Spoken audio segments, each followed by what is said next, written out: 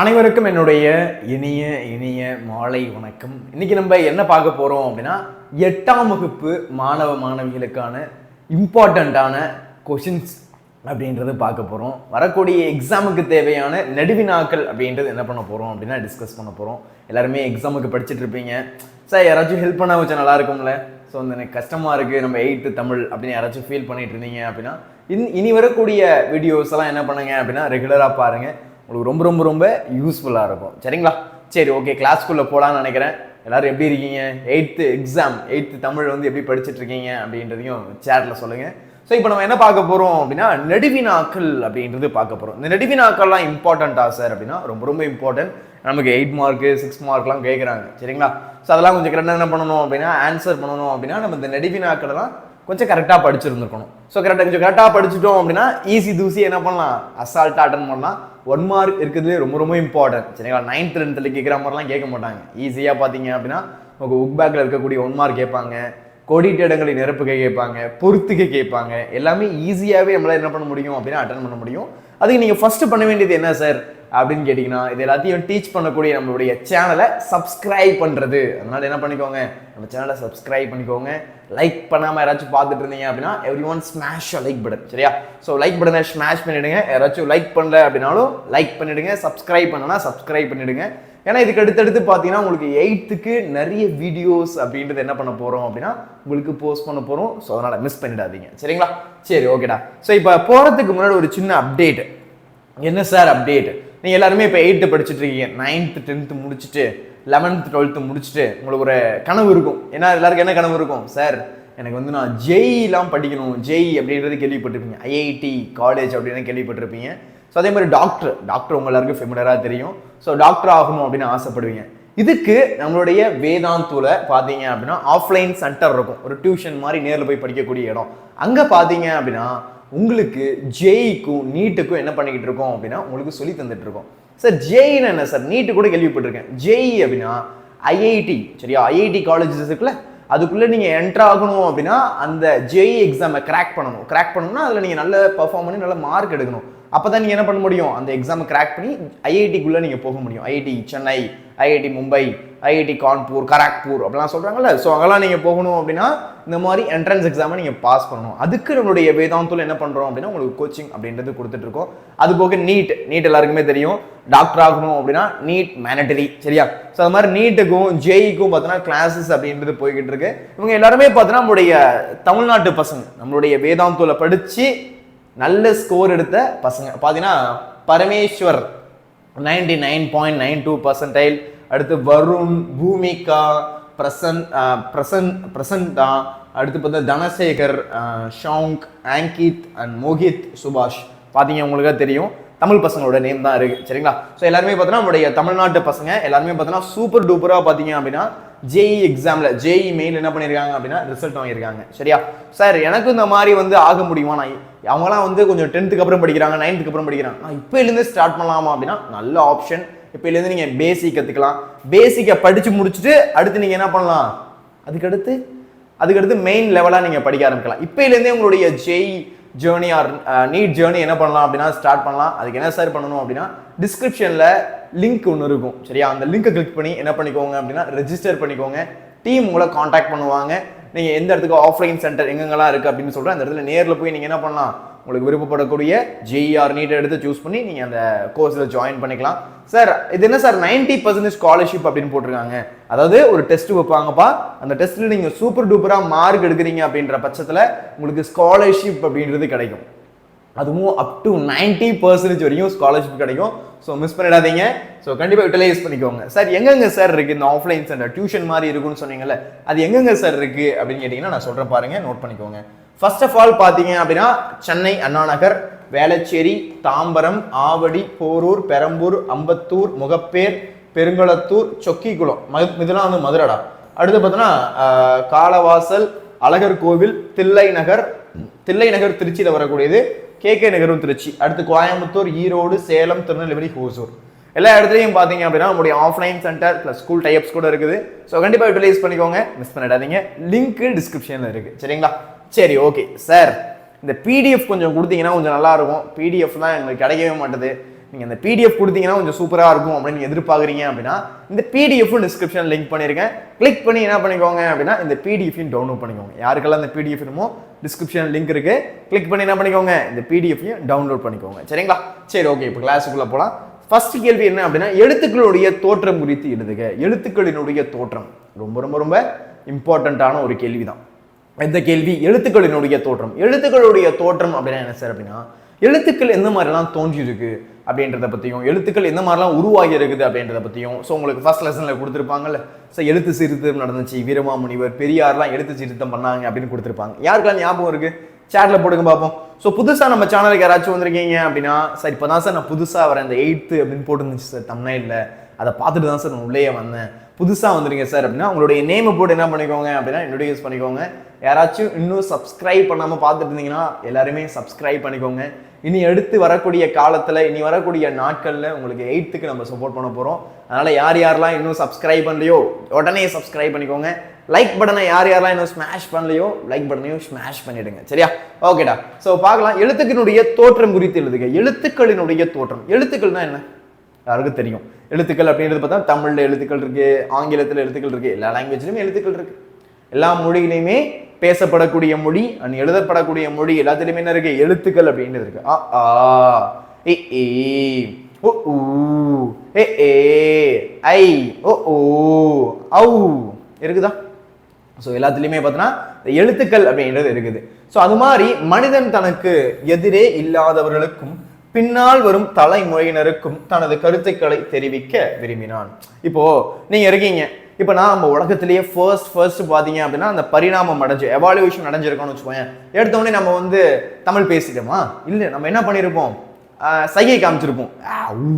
பயமுறுத்தணும் அப்படின்னா இப்படி, சாப்பிடணும் என்ன பண்ணியிருப்போம்? இப்படி பண்ணியிருப்போம். தூங்கணும் அப்படின்னு என்ன பண்ணியிருப்போம்? இப்படி பண்ணியிருப்போம். இந்த மாதிரி பார்த்தீங்கன்னா சைகையில தான் இருந்திருக்கும். அதுதான் காலப்போக்கில் பார்த்தீங்க அப்படின்னா நமக்கு எழுத்து தமிழா மாறுது. அப்போ அதுக்கு முன்னாடி எப்படி இருந்திருக்கு? சைகை தான் காட்டுவோம். இப்போ வந்து பயமுறுத்தணும் அப்படின்னா இப்படி பயமுறுத்துறது, தூங்குறது, சாப்பிட்றது, ஓடுறது, இல்லைன்னா பார்த்தா இந்த மாதிரி கொல்லணும் அப்படின்னா இந்த மாதிரி தான் சைகை காட்டுறது. இது எல்லாமே பார்த்தீங்க அப்படின்னா நம்மளுடைய பழைய தலைமுறையினர், நம்மளுடைய மூதாதையர்கள் பின்பற்றக்கூடிய ஒரு வழி. ஆனால் இன்னைக்கு பார்த்தீங்க அப்படின்னா இன்னைக்கு லாங்குவேஜ் வேற லெவலாக இருக்குன்னு சொல்லி ஆகணும். இன்னைக்கு நம்ம பயன்படுத்தக்கூடிய மொழி, நம்மளுடைய தமிழ் மொழி பார்த்தோன்னா கணினியில் இருக்கு, கம்ப்யூட்டர்ல இருக்கு, உலகம் தாண்டி இருக்குடா. இன்னைக்கு யாரு வேணா ஒரு லாங்குவேஜ் கற்றுக்கலாம், அந்த மாதிரி இருக்கு.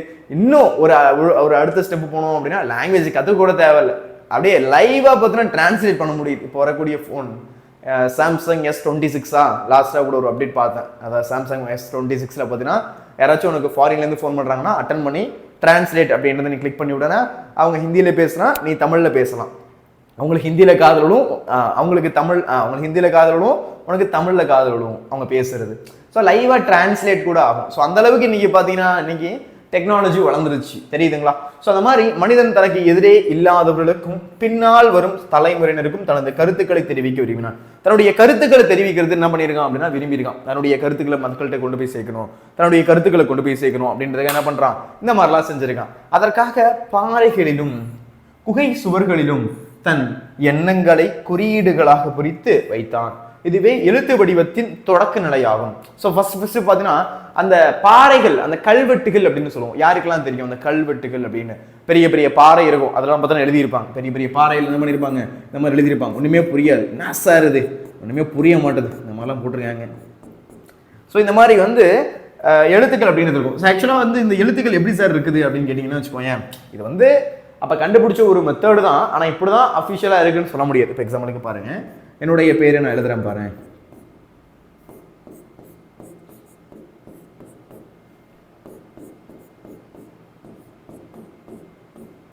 என்ன சார் இது ஒண்ணுமே புரியலையே சார், இது என்ன சார், இதான் கல்வெட்டு எழுத்தா சார், நல்லா எழுதுறீங்களே சார் கல்வெட்டு அப்படின்னா, ஆக்சுவலா அந்த காலகட்டத்தில் பார்த்தீங்க அப்படின்னா நம்மள மாதிரி வந்து பேனாவோ பென்சிலோ கிடையாது ஒரு நோட்ல எழுதுறதுக்கு. அப்ப அதனால என்ன பண்ணாங்க அப்படின்னா வரி வடிவ எழுத்து கொஞ்சம் வித்தியாசமா இருந்துச்சு. அதாவது வட்டெழுத்து கோலெழுத்து அப்படின்னு சொல்லுவோம். அது வரதுக்கு முன்னாடி பார்த்தீங்கன்னா அந்த வெறும் பார்த்தோன்னா எழுத்துக்கள் வந்து நம்ம வளைச்செல்லாம் போட முடியாது. இப்போ நான் கே போடுறேன்னு வச்சுக்கோங்களேன், எப்படி எழுதுவேன்? இப்படி எழுதுவேன். ஸோ இந்த மாதிரி நீங்க வந்து ஒரு பாறையில போய் கேவெல்லாம் என்ன பண்ண முடியாது, இப்படி வளைச்சி போட முடியாது. அதுக்காக நம்முடைய முன்னோர்கள் என்ன பண்ணாங்க அப்படின்னா இந்த மாதிரி எழுத ஸ்டார்ட் பண்ணாங்க. இந்த மாதிரினா இப்போ நம்மளால என்ன பண்ண முடியும் அப்படின்னா அதை இணைக்க முடியும். பாருங்களேன். ஸோ இதனால கேன் போட்டிருக்கேன், ஆனால் தமி ழ சொல்கிறேன் இந்த மாதிரி ழ. ஸோ பார்த்தீங்கன்னா என்னுடைய பெயர் அப்படின்றது இங்கே கிடைக்குது. ஸோ பார்த்தீங்க அப்படின்னா இந்த மாதிரி தான் அந்த காலகட்டத்தில் இந்த மாதிரி இருந்துச்சு. நான் 100% சொல்லடா ஏன்னா கண்டுபிடிச்சிருக்காங்க நம்முடைய அறிவியல் அறிஞர்கள். ஸோ இந்த மாதிரி எழுதியிருக்கலாம். ஏன் எழுதியிருக்கலாம்? ஏன்னா அவங்களால வந்து அந்த வரி வடிவத்தை வளர்ச்சிலாம் எழுத முடியல. வட்டெழுத்து கோல் எழுத்துன்னு சொல்ற மாதிரி நம்ம பேனால் எழுதுறோம். இப்போ பேனால் எழுதுறோம்டா அழகா நான் என்ன பண்றேன் தமிழின் அப்படின்னு என் பேரை அழகா நான் என்ன பண்ணிக்கிறேன் இந்த மாதிரி எழுதிக்கிறேன். இதுவே ஒரு பாறாங்கல்லில் போய் இந்த மாதிரி அழகா எழுத முடியுமா? சொல்லுங்க பார்ப்போம். பாறாங்கல்லில் எழுதணும் அப்படின்னா ஒரு உளி தேவை. ஒரு உளியை வச்சு என்ன பண்ணணும்? சங் சங் சங் சங் சங்னு அடிக்கணும். ஸோ அடிச்சு தான் என்ன பண்ண முடியும்? அந்த எழுத்தையே கொண்டு வர முடியும். அது அந்த எழுத்து இந்த மாதிரி அழகா என்ன பண்ண முடியாது? இப்படிலாம் தேன்லாம் போட முடியாது. அப்போ அதனால என்ன பண்ணி ஆகணும்? இப்படி தான் போட்டாகணும். இதுதான் ஈஸி. இப்போ நான் என்ன பண்ணுவேன்? இப்படி தான் என்ன பண்ண முடியும்? என்னால் ஒரு எழுத்தையே வடிவமைக்க முடியும். ஸோ அந்த மாதிரி தான் எழுத்துக்கள் அப்படின்றது முன்னாடி காலத்தில் இருந்துச்சு.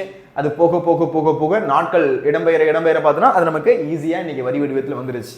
ஆனால் அன்னைக்கு காலகட்டத்தில் எழுத்துக்கள் அந்த மாதிரி இல்லை. ஏன்னா அந்த மாதிரி வந்து வாய்ப்பே கிடையாது. ஏன்னா இந்த மாதிரி பேனாவோ இந்த மாதிரி நோட்டோ கண்டுபிடிக்கப்படலை. அதனால களிமண்ணில், அது மட்டும் இல்லாமல் ஓலை சுவடின்னு சொல்லக்கூடிய பண ஓலையில இந்த மாதிரி தான் நம்முடைய தமிழர்கள் எழுதியிருக்காங்க. உங்களுக்கு பார்த்தாலே தெரியும், உங்களுக்கு தெரியும் நினைக்கிறேன். ஸோ அதற்காக பாறைகளிலும் குகைச்சுவர்களும் தன் எண்ணங்களை குறியீடாக புரிந்து வைத்தான். இதுவே எழுத்து வடிவத்தின் தொடக்க நிலையாகும். ஸோ எடுத்தவொன்னே எழுதுனானா அப்படின்னா எழுதலை. ஸோ அப்பயும் பார்த்தீங்க அப்படின்னா அந்த மாதிரி வடிவத்தை வரைகிறது. ஒரு வரி வடிவத்தை என்ன பண்ணுறான்? வரைகிறான். பொம்மை போடுறது, அதுலேயும் பார்த்தீங்கன்னா ஒரு அருவா வரைகிறது. ஸோ இந்த மாதிரி வந்து மற்றவங்களுக்கு தெரிவிக்கிறதுக்காக இந்த மாதிரி செயல்களை என்ன பண்ணியிருக்கான்? நம்மளுடைய முந்தைய கால மனிதர்கள் செஞ்சிருக்கான். நீங்க முன்னாடியே படிச்சிருப்பீங்க, சோசியலா படிச்சிருப்பீங்க. நியாண்டர்தல், ஹோமோசெப்பியன், ஆந்த்ரோலோபிஸ்கஸ் அப்படிலாம் பார்த்தீங்கன்னா நம்ம சோசியலில் படிச்சிருப்போம். அதனுடைய நிலைகள் அடுத்தடுத்துன்னு உருவாகக்கூடிய நிலைகள். சரிங்களா? ஸோ அந்த மாதிரி தான் நம்முடைய மூதாதைகள் இருந்திருக்காங்க அப்படின்னு தெரிய வருது. சரிங்களா? ஸோ இந்த 2 பாயிண்ட்ல நமக்கு தெரிஞ்சுக்கக்கூடிய விஷயம், மனிதன் தனக்கு எதிரே இல்லாதவர்களுக்கும் பின்னால் வரும் தலைமுறைக்கும் தனது கருத்துக்களை தெரிவிக்க விரும்பினான். இப்போ நான் அந்த இடத்துல இருக்கேன்னு வச்சுக்கோயேன், இன்னும் ஒரு 10 வருஷம் கழிச்சு தமிழை பற்றி யாராச்சும் தேடுறாங்கன்னு வச்சுக்கோயேன், என்னோட வீடியோஸ் மேலே வந்து நிற்கலாம், அவன் பார்க்கலாம், அவனுக்கு யூஸ் ஆகலாம். ஸோ அந்த மாதிரி பின்னாடி இருக்கக்கூடிய அப்போ யூடியூப் மட்டும் இருந்தால் போதும். இன்னொரு 10 வருஷம் கழிச்சு பசங்களுக்கு படிக்கிறதுக்கு தெரியல, தமிழ் கொஞ்சம் கஷ்டமா இருக்கு, ஒரு சிலபஸ் இதே தான் இருக்கு அப்படின்னா ஸ்டூடெண்ட் சர்ச் பண்றான் அப்படின்னா இந்த வீடியோ கூட அவனுக்கு காமிக்கலாம். புரியுதுங்களா? ஸோ அந்த மாதிரி மனுஷனுக்கு தேவையான எதிரே இல்லாதவர்களுக்கும் பின்னால் வரக்கூடிய தலைமுறையினருக்கும் தனது கருத்துக்களை தெரிவிக்க விரும்புகிறான். அதற்காக பாறையிலையும் குகை சுவர்கள்லையும் தன்னுடைய எண்ணங்களை அவன் நினைக்கக்கூடியதையும் குறியீடுகளாக அந்த குறியீடா பொறிக்கிறான். சரியா? பொறிச்சு வைத்தான். இதுவே எழுத்து வடிவத்தினுடைய தொடக்க நிலையாகும். இதுதான் என்ன சொல்றாங்க? எழுத்து வடிவத்தினுடைய தொடக்க நிலை அப்படின்னு சொல்றாங்க. சரிங்களா? ஸோ புரிஞ்சது எல்லாருக்கும்? யார் யாரெல்லாம் இன்னும் டோரிமான், யார் யாரெல்லாம் இன்னும் வந்து வேற என்னடா இருக்கு, டோராவின் பயணங்கள் தான் அப்படி சொல்றேன். டோராவின் பேணுங்கள், அப்புறம் என்னடா இருக்கு, ஜாக்கி சான், யார் யாரெல்லாம் இன்னும் பார்த்துட்டு இருக்கீங்க அப்படின்றதையும் கமெண்ட்ல சொல்லுங்க. நிறைய பேர் பார்த்துட்டு இருப்பீங்கன்னு நினைக்கிறேன். நானுமே வந்து 8th படிக்கிற வரைக்குமே அதெல்லாம் பார்த்துட்டு இருந்தேன். 8th படிக்கிறப்போ நான் ஜாக்கி சான் மாதிரி பார்ப்பேன்டா. 6th ஜாக்கி சான் பார்த்துருக்கேன் நான். 6th 7th Ben 10 plus Jackie Chan ரெண்டுமே வந்து என்னோட ஃபேவரட். உங்களுடைய ஃபேவரட் என்ன அப்படின்றதையும் அப்படியே சேட்ல சொல்லுங்க. ஓகேவா?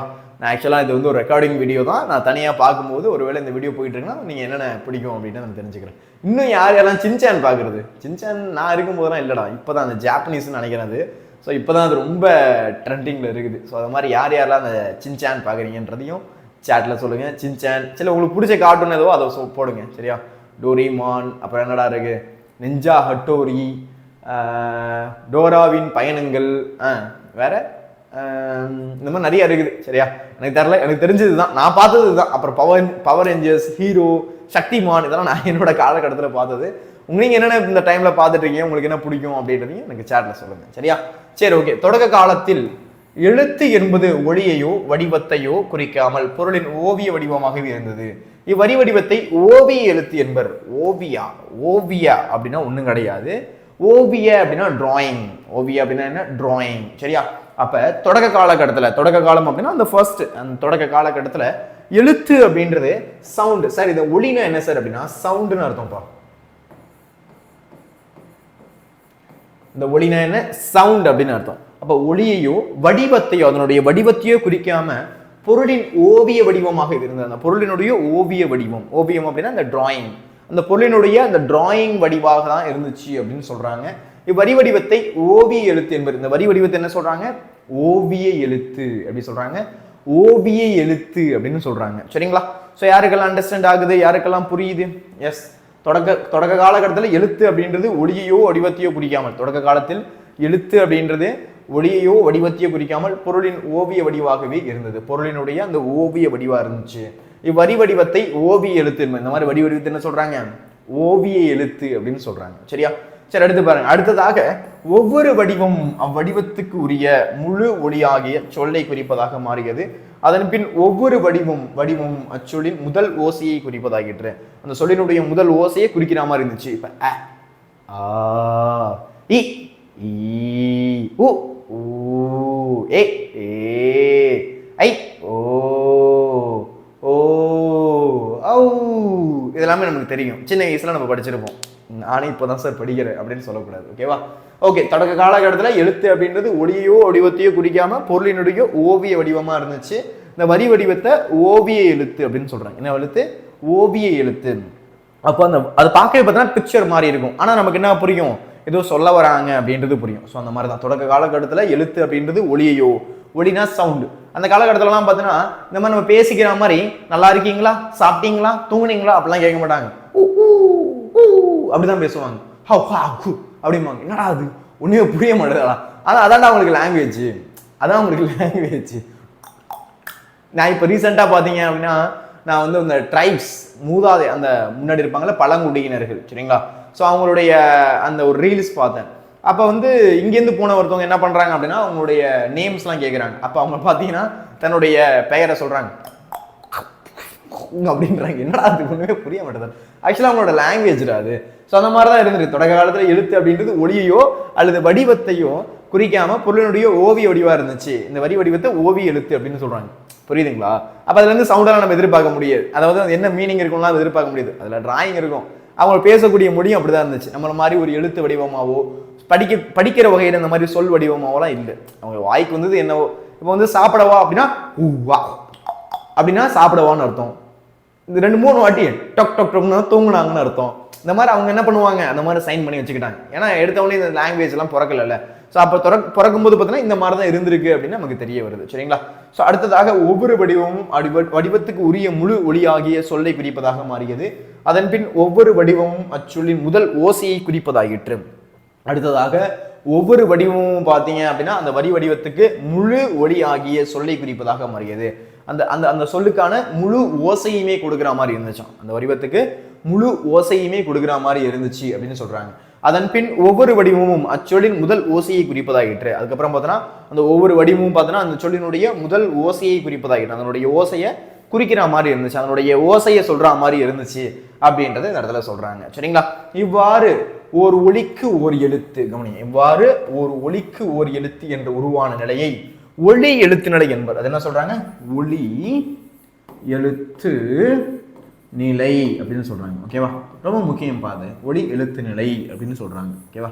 ஸோ கண்டிப்பா நோட் பண்ணிக்கோங்க. Very very important. அப்ப இவ்வாறு ஒரு ஒலிக்கு ஒரு எழுத்து என்ற உருவான நிலையை, இந்த மாதிரி ஒரு ஒலிக்கு ஒரு எழுத்து என்ற உருவான நிலையை ஒளி எழுத்து நிலை என்பர். இன்று உள்ள எழுத்துக்கள் ஒரு காலத்தில் பொருள்களின் ஓவியமாக இருந்தவற்றின் திரிவுகளாக கருதப்படுகின்றன. இந்த மாதிரி இவ்வாறு ஒரு ஒலிக்கு ஒரு எழுத்து, ஒரு ஒலிக்கு ஒரு எழுத்து கா கா, ஒரு எழுத்துக்கு ஒரு ஒலி இருக்கா இல்லையா? இ உ ஊ ஏ ஏ வருதுங்களா?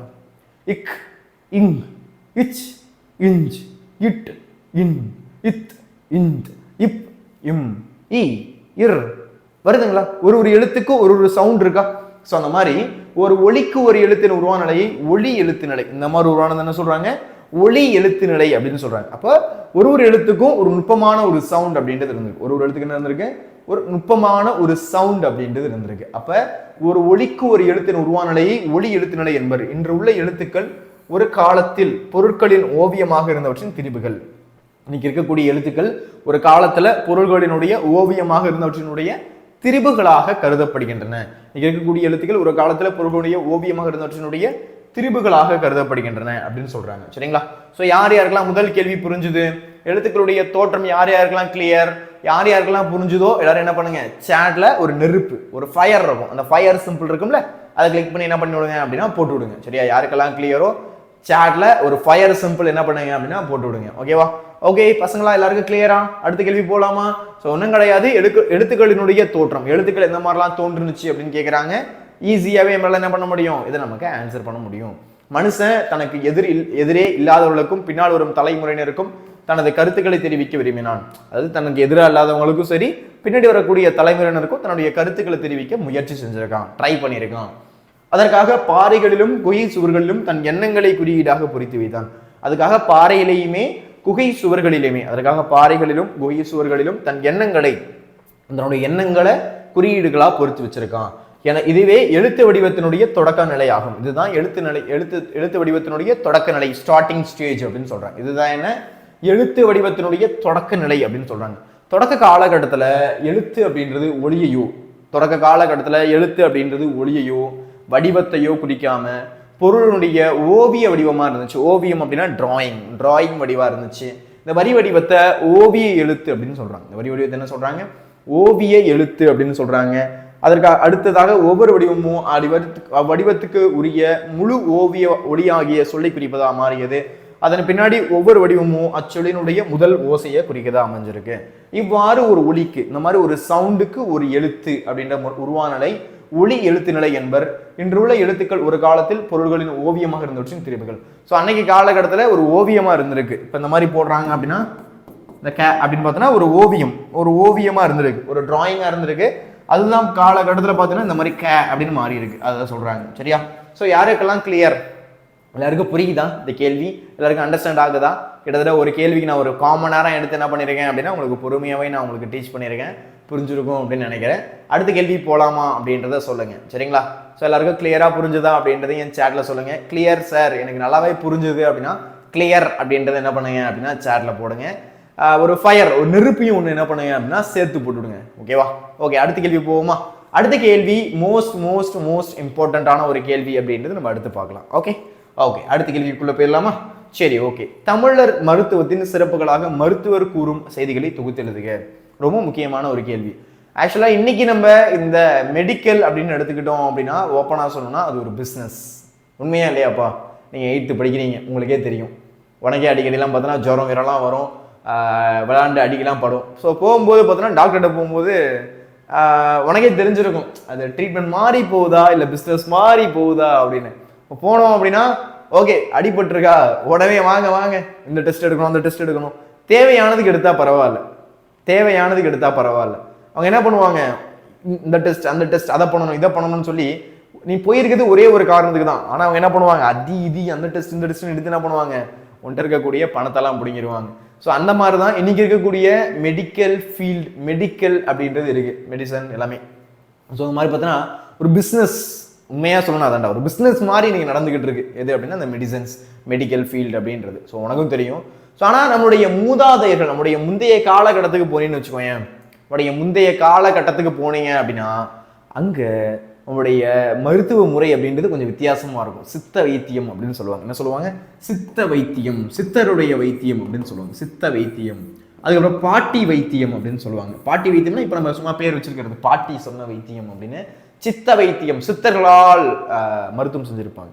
ஸோ அந்த மாதிரி இருந்திருக்கும். ஸோ அன்னைக்கு காலகட்டத்தில் சார் இன்னைக்கு இருக்கிற மாதிரி ஊசி போடுவாங்களா சார், மாத்திரை கொடுப்பாங்களா சார், நான் கரைச்சி வந்து முடிக்கணுமா அப்படின்னா ஆமாம் மாத்திரைலாம் கொடுப்பாங்க. ஆனால் அந்த மாத்திரையை பொறுத்தளவு நீங்கள் வந்து பயப்பட தேவை கிடையாது.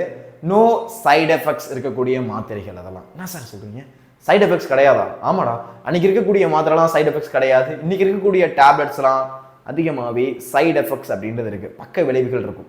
ஸோ சில டேப்லெட்லாம் பார்த்தீங்கன்னா தூங்க வச்சிடும் டக்குன்னு. டேப்லெட்லாம் போடணும் அப்படின்னா மறுக்கையாக தான், உடனே தூங்கிடணும் அந்த மாதிரி இருக்கும். சில டேப்லெட்லாம் பார்த்தீங்கன்னா உனக்கு உடம்புக்கே ஒத்துக்காது, பார்த்தீங்கன்னா அலர்ஜி மாதிரி ரியாக்ட் ஆகும். ஸோ அந்த மாதிரிலாம் இருக்கும். சரியா? ஸோ அந்த மாதிரி அந்த டேப்லெட்ஸ்லாம் பார்த்தீங்கன்னா அந்த மாதிரி ரியாக்ட் ஆகும் அப்படின்றது இந்த இடத்துல சொல்கிறாங்க. அந்த மாதிரி. ஆனால் அன்னைக்கு காலகட்டத்தில் எது சார் மருந்தாக தயாரித்தாங்க அப்படின்னா வெறும் மரம் செடி கொடி அதில் இருந்தாண்டா என்ன பண்ணாங்க அப்படின்னா அந்த ட்ரீட்மெண்ட் அப்படின்றதே பண்ணுவாங்க. என்ன சார் அப்படின்னா இலையிலேருந்து வேர்லேருந்து, அதுக்கடுத்து பார்த்தீங்கன்னா இலை வேறு தலை பச்சை இலை இதுலேருந்து என்ன பண்ணியிருப்பாங்க, அந்த மருந்தை தயாரிச்சிருப்பாங்க. என்ன சார் சொல்றீங்க, உங்களுக்கே தெரியுமாடா? இப்போ நீ வீட்டிலலாம் சொல்லி பார்த்துருப்ப, உனக்கு உடம்பு சரியில்லை, நமக்கு அடிக்கடி வந்து சளி பிடிச்சிருக்கு அப்படின்னா அம்மா என்ன பண்ணுவாங்க, வீட்டில் ஏதாச்சும் துளசி செடி இருக்குது அப்படின்னா 4 துளசியை பிச்சு போட்டு நல்லா பண்ணுவாங்க, அதை போட்டு நை அடித்து அது கொஞ்சம் என்ன பண்ணுவாங்க, கொதிச்ச தண்ணியில் என்ன பண்ணுவாங்க அப்படின்னா போடுவாங்க, கொஞ்சம் மிளகு போடுவாங்க, அதெல்லாம் போட்டு கொஞ்சம் காய்ச்சி என்ன பண்ணுவாங்க அப்படின்னா நமக்கு கொடுப்பாங்க. நமக்கு எப்படி இருக்கும், கசாயம் கசாயம் நிலவேம்பு கசாயம் மாதிரி கசக்குதுரா அப்படின்னு. அப்புறம் பார்த்தோன்னா அந்த வேப்பலையெல்லாம் எடுத்து போடுவாங்க, நொச்சி இலை, புங்கை இலை, அடுத்து பார்த்தோன்னா வேப்ப இலை, வேற என்னடா இருக்கு அந்த மாதிரி என்ன பண்ணுவாங்க அப்படின்னா ஆடா தொடா இலை அப்படின்னு சொல்லுவாங்க. எனக்கு வீட்டில் சளி பிடிச்சா கூட இப்பயுமே எங்கள் அம்மா என்ன பண்ணுவாங்க அப்படின்னா, கிராமம் தானே, ஸோ பக்கத்து தெருலாம் போனால் அந்த மாதிரி வேப்ப இலை கிடைக்கும். அதுக்கடுத்து நொச்சி இலை, அப்புறம் பார்த்தீங்க அப்படின்னா வேப்பலை, நொச்சி இலை, அப்புறம் வந்து ஆடாதோட இலை, அப்புறம் வந்து இந்த மாதிரி 2-3 இதெல்லாம் பிச்சுப்பாங்க, துளசி இதெல்லாம். அதை எடுத்துருந்து என்ன பண்ணுவாங்க அப்படின்னா பிச்சு அதெல்லாம் நல்லா அலசிட்டு ஒரு பாத்திரத்தில் போட்டு நல்லா சுடு தண்ணி ஊற்றி என்ன பண்ணுவாங்க, நல்லா கொதிக்க வைப்பாங்க. கொதிச்சுட்டு அந்த இலையெல்லாம் தனியாக எடுத்துட்டு அதை என்ன பண்ணுவாங்க அப்படின்னா ஆற்றி கொடுப்பாங்க. அப்படியே கசப்பு தாங்க முடியாது, அப்படியே வாந்தியெல்லாம் வரும். ஆனால் அதை குடித்த உடனே அடுத்த ஒரு 2 டேஸில் பார்த்தோன்னா சளியெல்லாம் போயிடும். இதுக்கு நம்ம வந்து ஒரு ஹாஸ்பிட்டல் போகிறோம்னு வச்சுக்கோயேன், உனக்கே தெரியும், ஒரு ஊசி போடுவாங்க, அதுக்கு ஒரு 150 ரூபாய் காசு, 2வது பட்சம் காசு பெரிய விஷயம்னு வச்சுக்கோயேன். ஆனால் நமக்கு உடம்புக்கு வந்து அது நல்லதான்னு பார்க்கும்போது கம்பேரிட்டிவ் கெட்டது. சரியா? ஸோ தெரிஞ்சுக்கோங்க. அப்போ நம்மளுடைய தமிழர்களுடைய அந்த மருத்துவம் அப்படின்றது எப்படி இருந்துச்சுன்னு பாருங்க. வேர்வாறு தலைவாறு மெஞ்சினக்கால் பற்ப செந்தூரம் பாரே என்றால் சித்தர்கள். வேறு தலையால் குணமடையாத போது சில நாட்பட்ட நோய்களும் தாவரங்கள் மட்டுமல்லாமல் உலோகங்களையும் பாஷாணங்களையும் சித்த மருந்துகளாக நம் முன்னோர்கள் பயன்படுத்தி இருக்கிறார்கள். அதாவது வந்து நீங்க நினைக்கிற மாதிரி சார் அப்ப வெறுமனே இலத்தலை சாப்பிட்டா மட்டும் சரியாயிருமா அப்படின்னா இல்லை. அதை தாண்டிய சில விஷயங்கள் நம்மளுடைய மூதாதைகள் பண்ணியிருக்காங்க, நம்முடைய சித்தர்கள் பண்ணியிருக்கிறாங்க. என்ன சார் பண்ணுவாங்க அப்படின்னா, சில பாஷாணம் கொடுக்கறது. பாஷாணம் பாய்சன் கிடையாதுனா, பாஷாணம் அப்படின்னா இந்த மாதிரி தயாரிக்கக்கூடியதான். சில உலோகங்களை வந்து பார்த்தோன்னா அதில் வந்து அந்த உலோகத்தில் பயன்படுத்துறது. உலோகத்தை உருக்கி கொடுக்க மாட்டாங்க, அந்த உலோகத்தை பயன்படுத்துவாங்க. இப்போ செம்பு உலோகத்தில் வந்து தண்ணி குடித்தோம் அப்படின்னா உடம்புக்கு நல்லதுன்னு சொல்லுவாங்க. காப்பர் வாட்டர் பாட்டில் யாருக்கெல்லாம் தெரியும்? காப்பர் வாட்டர் பாட்டில் நம்ம ஃபுல்லாக தண்ணி ஊற்றி வச்சு 1 லிட்டர் தண்ணி ஊற்றி வச்சுட்டு அதை கொஞ்சம் கொஞ்சமாக குடிக்கும் போது பார்த்தோம்னா அந்த காப்பர் வந்து அந்த வாட்டரில் வந்து சேர்ந்துடும். அதை குடிக்கும் போது நமக்கு உடம்புக்கு நல்லது அப்படின்னு சொல்லுவாங்க, காப்பர் வாட்டர் பாட்டில். அந்த மாதிரி சில உலோகத்தையும் பாஷாணங்களையும் சுத்த மருந்துகளாக நம்முடைய முன்னோர்கள் பயன்படுத்தி இருக்கிறாங்க. உண்மையிலேயே வந்து எனக்கு அந்த ஒரிஜினல் கோர் சித்த மருத்துவத்தை எப்படி இருக்கும் அப்படின்னு பார்க்கறது ரொம்ப ஆசையாக இருக்குது. ஆனால் இங்கே நிறைய இருக்காங்க, அது உனக்கும் தெரியும். ஆனால் எல்லா இடத்துலையும் 100% ஒரிஜினலாக இருக்கா அப்படின்னா கொஞ்சம் இல்லை தான். ஓகேவா? அதையும் நான் உங்கள்கிட்ட சொல்லிடுறேன். ஏன்னா நிறைய பேர் வந்து 100% ஒரிஜினல்னு சொல்ல முடியல அந்த சித்த மருத்துவம் அப்படின்றது நான் சொல்லிடுறேன். ஓகேவா? வேறுபாறு தலைப்பாறு மிஞ்சினக்கால், வேறுபாறு தலைப்பாறு மிஞ்சினக்கால் பற்ப செந்தூரம் பாரே என்றார் சித்தர்கள். வேர் தலையால் பாருங்க, வேரால தலையால குணமடையாத போது, வேறு தலையால் குணமடையாத போது சில நாட்பட்ட நோய்களுக்கு தாவரங்கள் மட்டும் அல்லாமல், தாவரத்தை மட்டும் இல்லாம உலோகங்களையும் அடுத்து பாஷாணங்களையும் சித்த மருந்துகளாக நம்முடைய முன்னோர்கள் பயன்படுத்தி இருக்கிறார்கள். இப்போ உலோகத்தையும் பாஷாணத்தையும் என்ன பண்ணிருக்காங்க, சித்த மருந்துகளாக நம்முடைய முன்னோர்கள் பயன்படுத்தி இருக்கிறாங்க அப்படின்றத நீங்க தெரிஞ்சுக்கணும். ஓகே, ஸோ இந்த பாயிண்ட் எல்லாருக்கும் புரிஞ்சுதான்? ஓகே, அடுத்து போகலாம். அடுத்து ஒன்றும் கிடையாது. அந்த காலத்தில் எப்படி மூலிகைகளை மருந்தாக பார்த்தார்களோ அப்படியே தாது பொருட்களையும் உலோகத்தையும் பார்த்தார்கள்.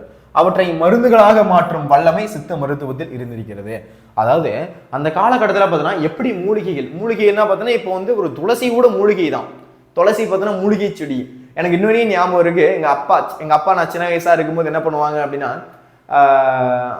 ஆறுல வந்து காவிரி ஆத்துல தண்ணி வரும். நான் எனக்கு வந்து சின்ன வயசுல இந்த ஆத்துல குளிக்கிறது பயம். நான் எப்ப சொல்றேன்னா இந்த 5th 6th அப்பெல்லாம் எனக்கு ஆத்துல குளிக்க பயம் இருக்கும். ஆனா என்ன சொல்லி அழைச்சிட்டு போவாங்க அப்படின்னா, என்னென்ன ஞாபகம் இருக்கு, மூலிகை தண்ணியில குளிக்கவா அழைச்சிட்டு போறேன் அப்படின்னு சொல்லுவாங்க. மூலிகை தண்ணியா? எனக்கு அப்பெல்லாம் ஒண்ணுமே தெரியுது. மூலிகை தண்ணினா அப்படின்னு நினைச்சு என்ன பண்ணுவேன் அப்படின்னா போவேன். அப்போ போகும்போது பார்த்தீங்கன்னா அந்த கரையிலே உட்கார வச்சு என்ன பண்ணுவாங்கன்னா மூக்கை அப்படி பிடிச்சிக்கிட்டு சும்மா அந்த தண்ணியில் என்ன பண்ணணும் அப்படின்னா முங்கி மட்டும் எழுந்திரிக்கணும். அதுதான் எனக்கு தெரிஞ்சு. அப்புறம் பிடிக்க ஆரம்பிச்சிருச்சு, ஜாலியாக இருக்கும் அந்த தண்ணியில் குளிக்கிறதுக்கு. அப்புறம் போக ஆரம்பிச்சிருவேன்.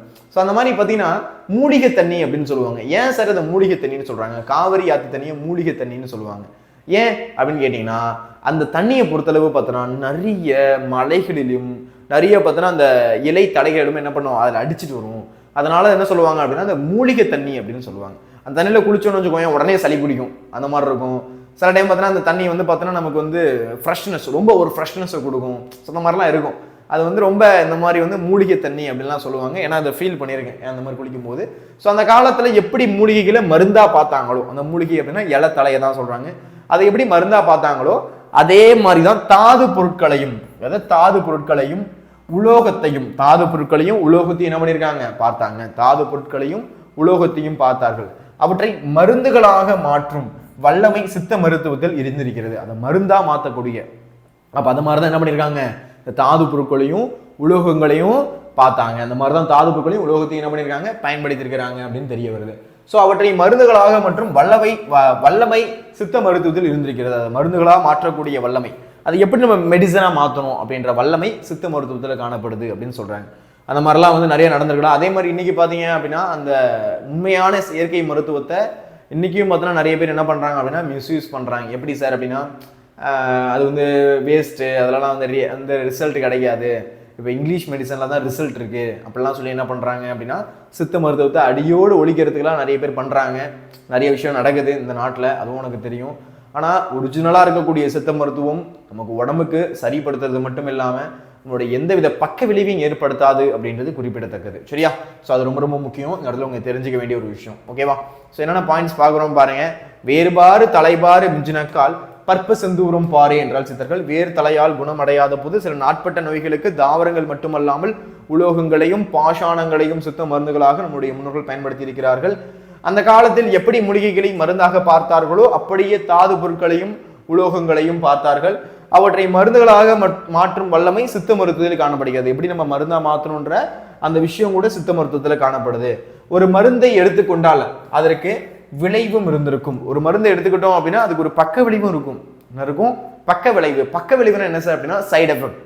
சில டேப்லெட்லாம் முழுங்கும்போது பார்த்தீங்கன்னா உடம்புல பார்த்தீங்கன்னா அரிக்கும், சில ரேஷஸ் மாதிரி இருக்கும். ஸோ அதெல்லாம் நீங்கள் பார்த்து வந்துருக்கலாம். சில டேப்லெட் நம்ம எடுக்கும்போது உடம்புல அரிக்கிற மாதிரி இருக்கக்கூடிய ஃபீலு, ரேஷஸ் இருக்கிற மாதிரி ஒரு ஃபீலு, அதே மாதிரி பார்த்தீங்கன்னா பசி எடுக்காத மாதிரி ஒரு ஃபீலு, வயிறு வந்து மந்தமாக இருக்கிற மாதிரி இருக்கும்.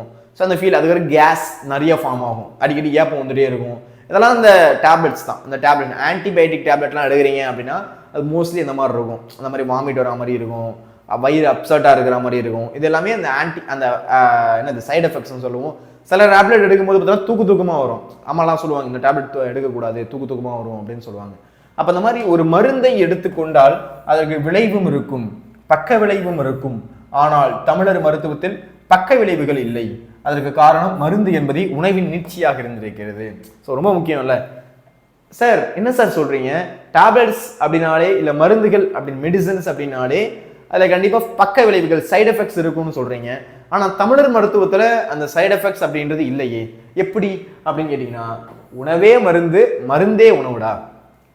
இன்னைக்கு நம்ம வீட்டில் ஒரு ரசம் செய்கிறோம்ல, அது பார்த்தீங்கன்னா ஒரு மருந்து. ஆனால் நம்ம என்ன சொல்றோம்? சாப்பாடுன்னு நினச்சி சாப்பிட்டுட்டு இருக்கோம். கரெக்டா? ஸோ அப்போ உணவை தான் மருந்தாக சாப்பிட்டோம், மருந்தை தான் உணவாக சாப்பிட்டோம். ஆனால் இன்னைக்கு பார்த்தீங்கன்னா வெறும் மருந்து இருக்குல்ல, அந்த டேப்லெட்ஸ், அதை மட்டும்தான் சாப்பாடு மாதிரி சாப்பிட்டுக்கிட்டு இருக்கோம். அது தவறானது. ஆனால் நம்மளுடைய தமிழருடைய அந்த இயற்கையாகவே இருக்கக்கூடியதை பார்த்தீங்கன்னா மருந்தே உணவு, உணவே மருந்து. சாப்பிடக்கூடியதான் நமக்கு மருந்து, மருந்து தான் நமக்கு உணவு. அப்போது நம்ம எது சாப்பிட்றோமோ எல்லாமே நமக்கு உடம்புக்கு நல்லதாக இருந்துச்சு. காலையில் எந்திரிக்கும் போது நம்முடைய தமிழர்கள் பார்த்தோன்னா அந்த வேப்பங்குச்சியில் பல் விளக்குவாங்க. வேப்பங்குச்சியில் பார்த்தீங்க அப்படின்னா அந்த கசக்கக்கூடிய தன்மை இருக்கிறதுனால பூச்சிப்பல் வராது. ஆனால் அது போய் ப்ரஷ்ஷை கொண்டு வந்தாங்க. ப்ரஷ் வந்ததுக்கு அப்புறம் என்னாச்சு? பூச்சிப்பல், அதில் கெமிக்கல், அந்த ஒரு ப்ராடக்ட்டை விற்கிறாங்க. அதுக்கடுத்து அந்த காலகட்டத்தில் பார்த்தீங்கன்னா அந்த ஒரு அது பேர் என்னமோ சொல்லுவாங்கடா, நான் அதை யூஸ் பண்ணியிருக்கேன், மறந்துட்டேன். ஒரு மரத்துலேருந்து இருக்கக்கூடிய அந்த வளவலையாக இருக்கும், அதை போட்டு உடம்புல தேய்ச்சி குளிப்பாங்க. அதெல்லாம் பார்த்தோன்னா உடம்புக்கு வந்து ரொம்ப ரொம்ப நல்லதாக இருக்கும், இயற்கை மூலிகையாக பயன்படுத்துறது. ஆனால் அது இன்னைக்கு காலகட்டத்தில் மாறி போயிடுச்சு. இன்னைக்கு வந்து இந்த சோப்பு பயன்படுத்துகிறோம், அது ஒரு கெமிக்கல். ஸோ இன்னைக்கு வந்து பார்த்தீங்கன்னா காலையில் எந்திரிக்கிறதுலேருந்து நைட்டு தூங்குற வரையும் எல்லாமே கெமிக்கல் தான், எல்லாத்தையும் கெமிக்கலில் தான் யூஸ் பண்ணிக்கிட்டு இருக்கோம். அப்போ அந்த மாதிரி ஒரு மருந்தை எடுத்துக்கிட்டோம் அப்படின்னா அதுக்கு விளைவு இருக்கும், பக்க விளைவு இருக்கும். ஆனால் நம்மளுடைய தமிழருடைய மருத்துவத்தில் எந்த ஒரு பக்க விளைவுமே கிடையாது. எந்த ஒரு பக்க விளைவு அப்படின்றது கிடையவே கிடையாது, எந்த ஒரு சைடு எஃபெக்ட்ஸ் கிடையாது. அதுக்கு காரணம் மருந்து என்பது உணவினுடைய நீட்சியாக இருக்கிறது. அதற்கு காரணம் மருந்து அப்படின்றது உணவினுடைய நீட்சியாக இருக்கிறது. அப்போ சாப்பாடு தான் மருந்து. இப்போ நம்ம பூண்டு, வெங்காயம், தக்காளி, அடுத்து என்ன இருக்குது, கீரை, இது எல்லாமே மருந்து தான். ஆனால் நம்ம உணவாக சாப்பிட்டுக்கிட்டு இருக்கோம். அப்போ நம்மளுடைய உணவை பொறுத்தளவு மருந்தே உணவு, உணவே மருந்து. ஆனால் நீங்கள் அப்படியே ஃபாரின் போனீங்கன்னு வச்சுக்கோங்க, அவங்க 2 பிரெட்டு, அதில் 2 ஜாமு. நீயே சொல்லண்டா அதில் ஏதாச்சும் நியூட்ரிஷன் இருக்கா? பிரெட்டுன்றது மைதா, மைதா மேலே ஜாம் ஃபுல்லாக வந்து என்னது, ஃபுல்லாக வந்து இனிப்பு பொருள், அதை தேய்ச்சி சாப்பிட்றாங்க. அதில் எந்த ஒரு சத்து பொருளுமே கிடையாது. ஆனால் நம்மளுடைய உணவு எடுத்துக்கோ, நம்ம வந்து பார்த்தோன்னா காய்கறி செய்கிறோம், காய்கறியில் பார்த்தோன்னா நமக்கு வந்து என்ன இருக்குது, காய்கறியில் நல்ல ஃபைபர் இருக்குது. அடுத்து சாப்பாடு இருக்குன்னா கார்போஹைட்ரேட். ஆனால் நம்மள்ட்ட இருக்கக்கூடிய ஒரு ட்ராபேக் என்னன்னா நிறைய கார்போஹைட்ரேட் எடுத்துக்கிறோம். சாப்பாடு செய்கிறோம், ஒரு சாம்பார் செய்கிறோம் அப்படின்னா அதில் 2 கிராம் ப்ரோட்டீன் இருக்குது, அதில் பார்த்தோன்னா தேவையான அளவு சில நியூட்ரிஷன் இருக்குது. ஸோ நமக்கு எல்லாமே கலந்த உணவாக இருக்குது. சரிவிகித உணவு அப்படின்னு சொல்லுவோம். ஆனால் இன்னைக்கு நம்ம சரிவிகித உணவாக எடுத்துக்கிறோமானா இல்லை தான், அதை நம்ம ஒத்துக்கணும் தான். ஆனால் யாருமே சரிவிகித உணவாலாம் யாரும் எடுத்துக்கிறது இல்லை. ஒரு கவளம் சோற்றை உடல் எப்படி எடுத்துக்கொள்கிறதோ அப்படியே தான் சித்த மருத்துவத்தின் லேகியத்தையும் சூரணத்தையும் உடல் எடுத்துக்கொள்ளும். ஒரு கவளம் சோற்றை உடல் எப்படி எடுத்துக்கொள்கிறதோ, இப்போ நம்ம சாப்பாடு சாப்பிட்றோம் அப்படின்னா நம்ம உடம்புல எப்படி ரியாக்ஷன் நடக்கும்? சாப்பாடுனால என்ன பண்ணிருப்போம்? சூ பண்ணியிருப்போம், நல்லா மென்றிருப்போம், அதனால குழஞ்சி பார்த்தோன்னா நமக்கு வயிற்றுக்குள்ள அப்படி நுரல் அந்த உணவு குழாய் வழியாக நம்மளுடைய வயிற்றுக்கு போயிருக்கும். வயிற்றுல பார்த்தோன்னா என்ன இருக்கும்? பெருங்குடல் சிறுகுடல் அப்படின்னு சொல்லுவோம். ஸோ அதில் பார்த்தோன்னா செரிமானம் அடைஞ்சு அதுலேருந்து சத்துக்களை வெளில எடுத்துட்டு அதுலேருந்து சக்கையை என்ன பண்ணுவோம்? தனியாக ஒரு இடத்துக்கு அனுப்புவோம். ஸோ அந்த மாதிரி பார்த்தோன்னா ஒரு கவளம் சோத்தை எடுத்து நம்ம உட்கொள்றோம் அப்படின்னா நம்மளுடைய உடம்பு எப்படி ரியாக்ட் பண்ணும்? நம்ம தேவையான தண்ணி எடுத்துக்கும், தேவையான சாப்பாடுல நம்மளுடைய சக்தியை எடுத்துக்கும், தேவையான நியூட்ரிஷனை கொண்டு போய் கொடுக்கும், அந்த மாதிரி பண்ணும். ஆனா நம்மளுடைய சித்த மருத்துவத்திலையும் அதே தான், அதே ஃபார்முலா தான். நம்ம எடுத்துக்கக்கூடிய உணவு மருந்தா இருக்கிறதுனால அதே தான் ரியாக்ட் ஆகுது.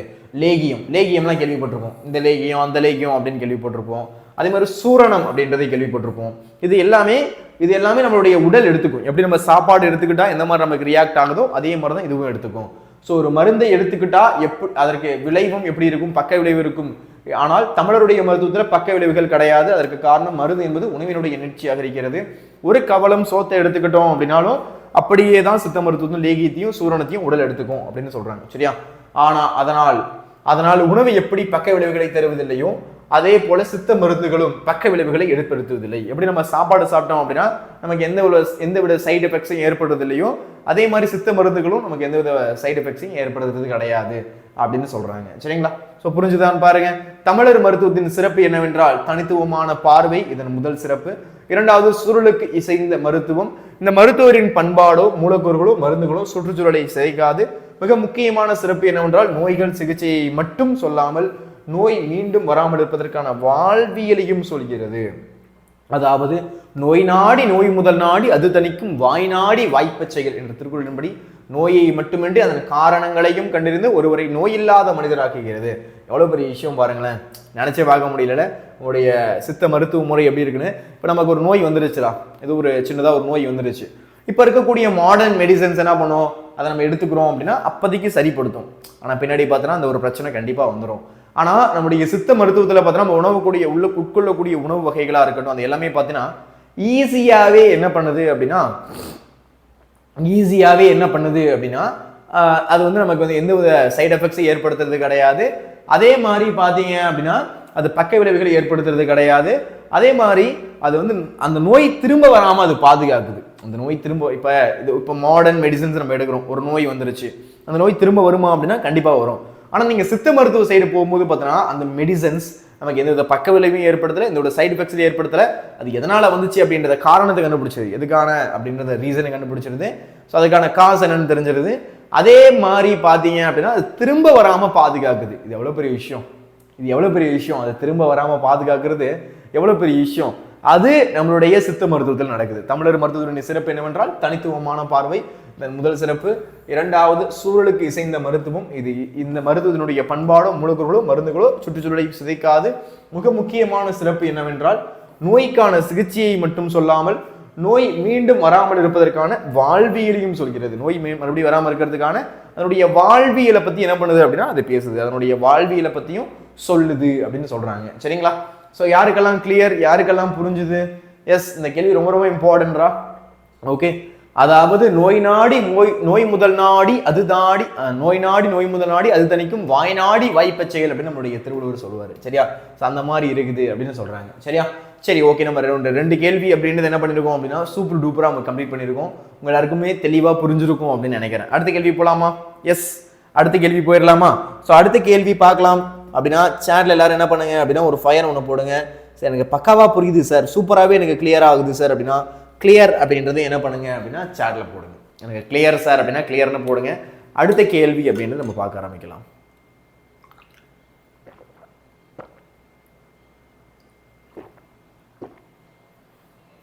ரொம்ப ரொம்ப ஈஸியான கேள்வி தான். சரிங்களா?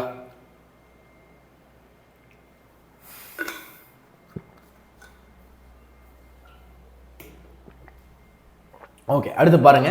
காப்பிய கல்வி குறித்து கூறும் செய்திகளை சொகுத்திலுதுக. காப்பிய கல்வி கல்யாண சுந்தரனார் தெரியும் நினைக்கிறேன். திருவாரூர் விருத்தாசலனார் மகனார் பார்த்தோன்னா கல்யாண சுந்தரனார் அப்படின்னு சொல்லுவோம். திருவிக்க, திருவாரூர் விருத்தாச்சலனார் மகனார் கல்யாண சுந்தரனார் அப்படின்னு சொல்லுவோம். ஒரு நிமிஷம் கண்ணாடி போட்டு தூசி ஊதுறா.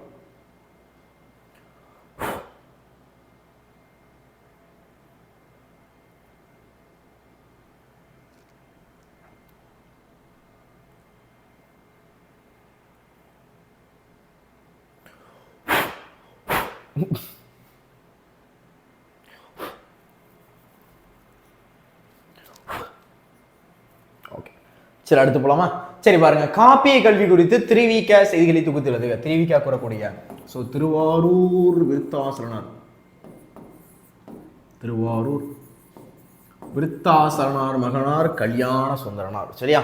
ஸோ அவர் என்ன சொல்றாரு, கல்வி குறித்து, எஜுகேஷன் குறித்து அவர் என்ன மாதிரி விஷயங்களை சொல்றாரு, அது குறித்து என்ன பண்ண சொல்றாங்க அப்படின்னா தொகுத்து எழுத சொல்றாங்க. அவர் சொல்லக்கூடிய விஷயங்களை தொகுத்து எழுத சொல்றாங்க. ஸோ காப்பிய கல்வி குறித்து திருவிக கூறும் செய்திகளை தொகுத்து எழுதுக. வாழ்விற்கு உரிய இன்பத்துறைகளில் காவிய இன்பமும் ஒன்று, அதுவே முதன்மையானது என்று கூறலாம். நாம் தமிழர்கள் நாம் பாட்டு இன்பத்தை நுகர வேண்டும், அதற்காக தமிழ் இலக்கியங்களுக்கு இடையே செல்ல வேண்டும். தமிழில் இலக்கியங்கள் பற்பல இருக்கின்றன. வாழ்விற்கு உரிய இன்பத்துறைகளில் காவிய இன்பமும் ஒன்று, காவிய இன்பம். சரியா? ஸோ வாழ்வுக்கு உரிய இன்பத்துறைகளில் நமக்கு இருக்கக்கூடிய இன்பத்துறைகள்ல காவிய இன்பமும் ஒன்று. காவியம் அப்படின்னா அந்த கவிதை மாதிரி இருக்கக்கூடியதான் காவியம் அப்படின்னு சொல்றாங்க. ஒரு காவியம்டா, அது ஒரு படைப்புடா அப்படின்னு சொல்லுவோம்ல. ஸோ அந்த மாதிரி வாழ்விற்கு உரிய இன்பத்துறைகளில், வாழ்விற்கு இருக்கக்கூடிய இன்பத்துறைகள்ல காவிய இன்பமும் ஒன்று, அதுவே முதன்மையானது என்று கூறலாம். அதுதான் முதன்மையானது, அதுதான் ரொம்ப ரொம்ப முதன்மையானது. நாம் தமிழர்கள் நாம் பாட்டு இன்பத்தை நுகர வேண்டும். என்ன பண்ணணும், நம்ம பாட்டு இன்பத்தை நுகரணும். நம்ம என்ன நுகரணும், பாட்டு இன்பத்தை நுகர வேண்டும். அதற்காக தமிழ் இலக்கியங்களுக்கு இடையே செல்ல வேண்டும். அதுக்காக தமிழ் இலக்கியத்துக்கு இடையே செல்லணும். அதற்காக தமிழ் இலக்கியங்களுக்கு இடையே செல்ல வேண்டும். தமிழில் இலக்கியங்கள் பற்பல இருக்கு. நம்மளுடைய தமிழ்ல இலக்கியங்கள் அப்படின்றது பார்த்தோன்னா நிறையவே இருக்கு. பற்பல இருக்குது அப்படின்னா நிறையவே இருக்குது அப்படின்னு அர்த்தம். அப்ப வாழ்வுக்கு உரிய இன்பத்துறைகளில் காவிய இன்பமும் ஒன்று, வாழ்விற்கு உரிய இன்பத்துறைகளில் காவிய இன்பமும் ஒன்று, அதுவே முதன்மையானது என்றும் கூறலாம். அதுவே ரொம்ப ரொம்ப முக்கியமானது, முதன்மையானது அப்படின்னு சொல்லலாம். நம் தமிழர்கள் நம் பாட்டு இன்பத்தை நுகர வேண்டும். என்ன பண்ணணும், நாம் பாட்டு இன்பத்தை, அந்த பாட்டினுடைய இன்பத்தை என்ன பண்ணணும், நுகரணும் அப்படின்னா நம்ம எடுத்துக்கணும். அதை நம்ம எடுத்துக்கணும் அப்படின்னு அர்த்தம். ஸோ அதற்காக தமிழ் இலக்கியங்களுக்கு இடையே செல்ல வேண்டும். அதற்காக தமிழ் இலக்கியத்துக்கு இடையே நம்ம போகணும். அதற்காக தமிழ் இலக்கியங்களுக்கு இடையே செல்ல வேண்டும். தமிழ் இலக்கியங்கள் பற்பல இருக்கின்றன. அதனால தமிழ்ல பார்த்தோன்னா இலக்கியங்கள் அப்படின்றது நிறையவே இருக்கு, பற்பல இருக்குது. நம்மளுடைய தமிழ்ல இலக்கியங்கள் அப்படின்றது எவ்வளவு இருக்கான், பற்பல இருக்குது. பற்பல அப்படின்னா அதிகமா இருக்குது. ஸோ இயற்கை ஓவியம் 10 பாட்டு இதை சொல்றாங்க பாருங்க. இது ரொம்ப ரொம்ப முக்கியமான பாயிண்ட்ஸ், எல்லாருக்கும் தெரியணும். சரியா? ஓவியம், ஸோ இயற்கை ஓவியம், இயற்கை இயற்கை அப்படின்ற வார்த்தை வரும். இயற்கை ஓவியம், இயற்கை ஓவியம். அடுத்து பார்த்தோன்னா இயற்கை இன்பக்களம்,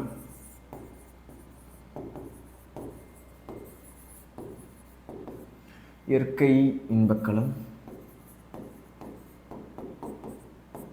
நிறைய இருக்கு மேடம் அது. ஸோ அடுத்து பார்த்தீங்கன்னா இயற்கை வாழ்வியல், வாழ்வில்லமா, இயற்கை வாழ்வில்லம்,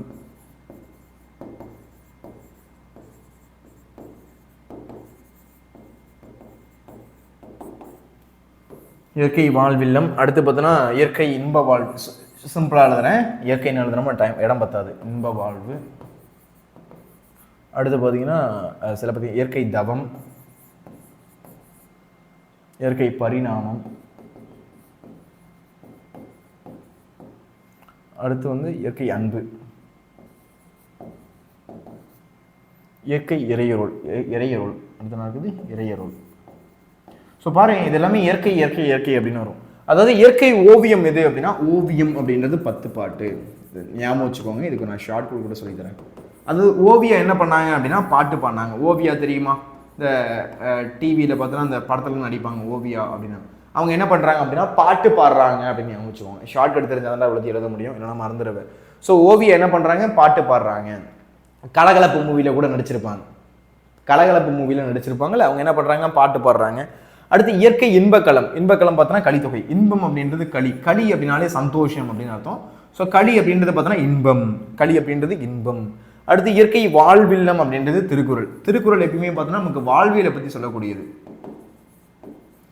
திருக்குறள் அப்படின்றது பார்த்தோன்னா நமக்கு வாழ்வியலை பற்றி சொல்லக்கூடியது, எப்படி வாழணும் எப்படி இருக்கணும் அப்படின்றது. அதனால திருக்குறள் வாழ்வில்லம். வாழ்க்கையை பற்றி பேசுது அப்படின்னு ஞாபகம். இயற்கை வாழ்வில்லம் திருக்குறள். அடுத்து இன்ப வாழ்வு அப்படின்றது பார்த்தீங்கன்னா அது சிலப்பதிகாரம் மணிமேகலை. வாழ்வு இன்பமோட வாழ்வோம் அப்படின்னா சிலப்பதிகாரமும் மணிமேகலையும் தேவை. சிலப்பதிகாரமும் மணிமேகலையும் தேவை. 2 இலக்கியமும் நம்ம தெரிஞ்சிருக்கணும். ஸோ சிலப்பதிகாரம் மணிமேகலை. இயற்கை தவம் எது அப்படின்னா சிந்தாமணி. தவம் அப்படின்றது பார்த்தீங்கன்னா சிந்தாமணி.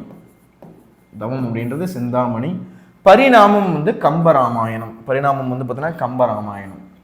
பரிணாமம் கம்பராமாயணம். ஒரு முறை கோரஸா இருக்கா. ஸோ கம்பராமாயணம். அன்பு அப்படின்றது பார்த்தீங்க அப்படின்னா பெரிய புராணம். பெருசு. அன்பு வந்து பெருசா இருக்கு. ஸோ பெரிய புராணம். அன்பு எப்பயுமே எப்படி இருக்கும்? பெருசா இருக்கும். நான் இவ்வளோ அன்பு வச்சிருக்கேன் சார், இவ்வளோ அன்பு வச்சிருக்கேன் சார் அப்படின்னு சொல்லுவோம். ஸோ அன்பு அப்படின்றது பெருசா இருக்கு. இறையருள் அப்படின்றது தேவார திருவாசக. சரியா? தேவார திருவாசக மொழிகள்.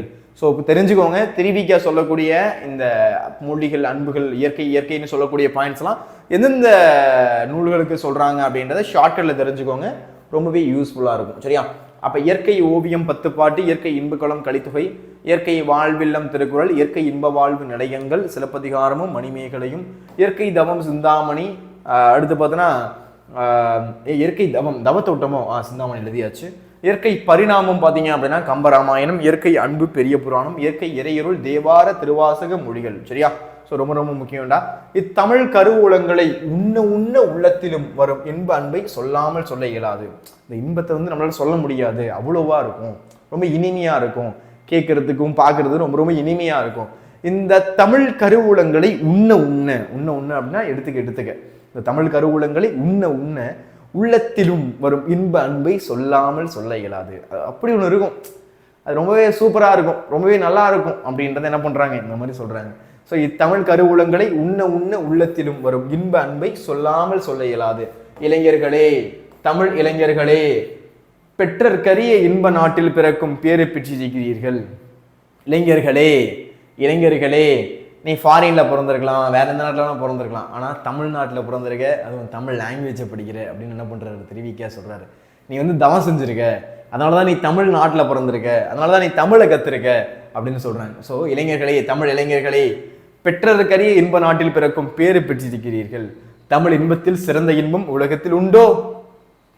தமிழில் இருக்கிற மாதிரி இன்பம் வேற எந்த மொழியிலையாச்சும் இருக்கா?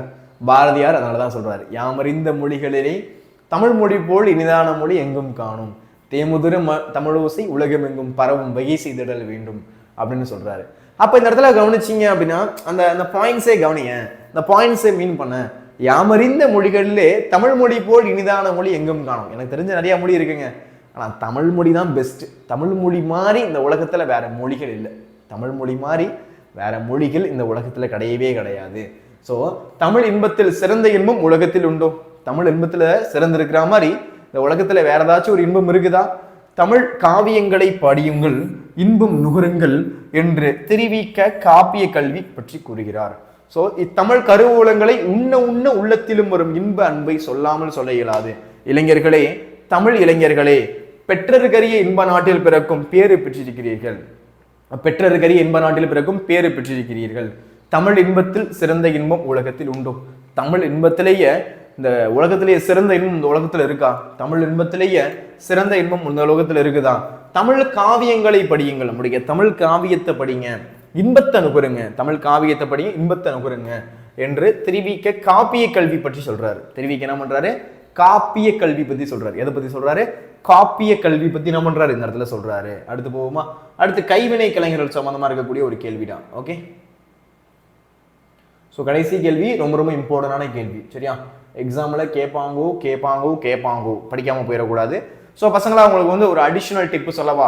எப்படி சார் நான் நெடுவினா எழுதணும், இதெல்லாம் வந்து நீங்கள் 10th வரும்போது நான் உனக்கு சொல்லி தருவேன். அதனால் எப்படி எழுதணும் அப்படின்னு என்ன பண்ணுறேன் அப்படின்னா உங்களுக்கு நான் டீச் பண்ணுறேன். ஒன்றுமே கிடையாது, சிம்பிளாக என்ன பண்ணுங்க அப்படின்னா குறிப்பு சட்டகம் அப்படின்னு நான் உனக்கு இன்ட்ரடியூஸ் பண்ணுறேன். உங்கள் ஸ்கூலில் சொல்லியிருப்பாங்களான்னு தெரியல. குறிப்பு சட்டகம் அப்படின்றது ஒன்று இருக்குப்பா. அதாவது ஒரு பாக்ஸ் போடணும், நீட்டாக என்ன பண்ணணும் அப்படின்னா ப்ரெசன்டபிளாக ஒரு பாக்ஸ் போடணும். போட்டு நல்லா குறிப்பு சட்டகம் அப்படின்னு போடணும்.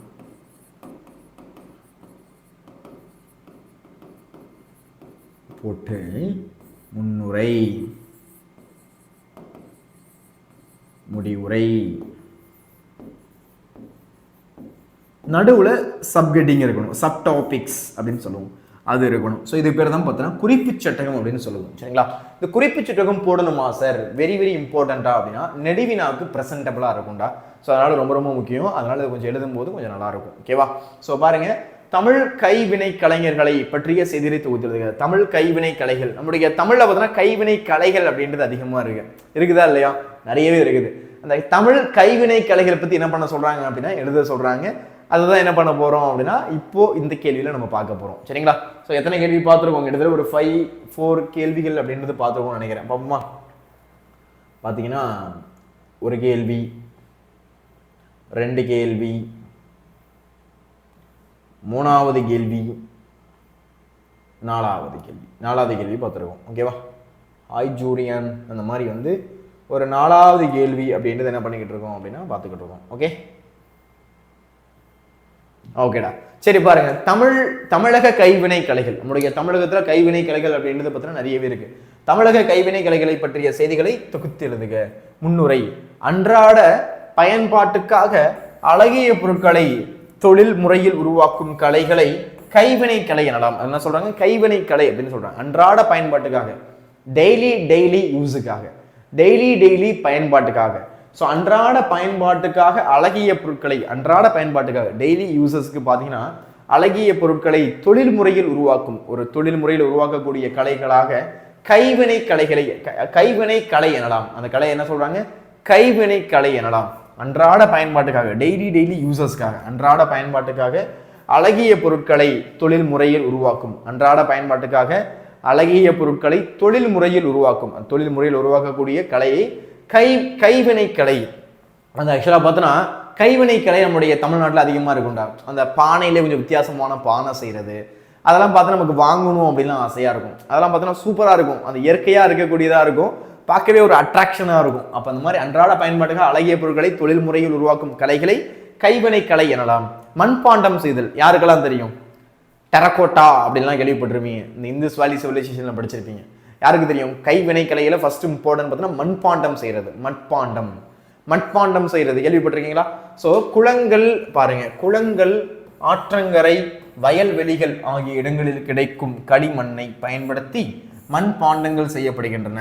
இப்பாண்டங்கள் சமையல் செய்வதற்கும் தண்ணீர் வைப்பதற்கும் பயன்படுத்தப்படுகின்றன. இந்த பாண்டங்கள் பார்த்தீங்கன்னா சமையல் செய்யறதுக்கும் தண்ணீர் வைக்கிறதுக்கும், தண்ணி வைக்கிறதுக்கும் ரொம்ப ரொம்ப யூஸ்ஃபுல்லா இருக்குது. அப்ப மண்பாண்டம் செய்யறாங்க. குளங்கள்ல, ஆற்றங்கரை, வயல்வெளிகள்ல ஆகிய இடங்கள்ல கிடைக்கக்கூடிய களிமண்ணை பயன்படுத்தி. அது எப்படி சார் செய்வாங்கன்னா களிமண்ணை பயன்படுத்தி செய்வாங்கடா. நான் சின்ன வயசுலாம் ட்ரை பண்ணியிருக்கேன். எங்க வீட்டில் திட்டாங்க, ஏன்னா வந்து நெருப்புல கையை சுட்டுப்பேன் அப்படின்னு. ஃபர்ஸ்ட் என்ன பண்ணணும் அப்படின்னா அந்த களிமண்ணை எடுக்கணும். அந்த களிமண் என்ன பண்ணணும் அப்படின்னா எடுத்துட்டு, அது ஆக்சுவலாக பார்த்தீங்கன்னா சின்ன வயசுல அந்த அச்சு வைக்கிறதெல்லாம் இருக்கும், அதெல்லாம் பண்ணுவோம். அந்த விளக்கு செய்யறது, அது என்ன பண்ணணும் அப்படின்னா விளக்கு மாதிரி செஞ்சு அதை நம்ம என்ன பண்ணணும் அப்படின்னா எரிக்கணும். அது என்ன பண்ணணும்? நெருப்பூட்டணும். நெருப்பூட்டு பார்த்தும்போது பார்த்தீங்கன்னா திகுன்னு எரிஞ்சு பார்த்தீங்கன்னா அப்படியே என்ன ஆயிடும்? அந்த களிமண் கல்லா மாறிடும், நல்லா ஸ்ட்ராங் ஆயிடும். அப்போ குளங்கள், ஆற்றங்கரை, வயல்வெளிகள் இருக்கக்கூடிய இடங்கள்ல கிடைக்கக்கூடிய களிமண், அந்த களிமண்ணை பயன்படுத்தி மண் பாண்டங்கள் செய்யப்படுகின்றன. என்ன செய்யப்படுதான்? மண் பாண்டங்கள் செய்யப்படுது. இந்த பாண்டங்கள் சமையல் செய்வதற்கும், இன்னைக்கும் பார்த்தீங்கன்னா அந்த மண் பாண்டங்களை சமையல் செய்வதற்கும் தண்ணீர் வைப்பதற்கும் பயன்படுத்தப்படுது. தெரியுமா? ஸோ காமிக்கவா இந்த மண் பாண்டங்கள் அப்படின்றத காமிக்கவா?